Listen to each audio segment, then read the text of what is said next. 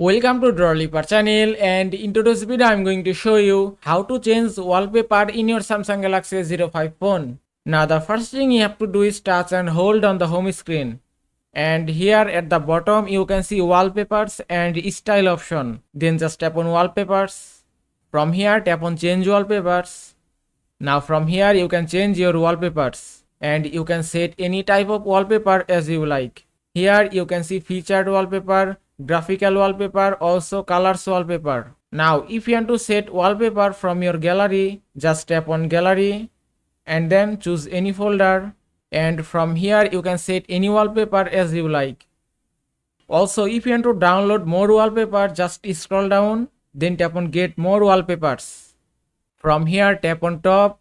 Now from here you can download any wallpaper as you like. If you want to download this wallpaper, just tap here, then tap on download and give it a moment to download it. And the download is complete. Now just go back.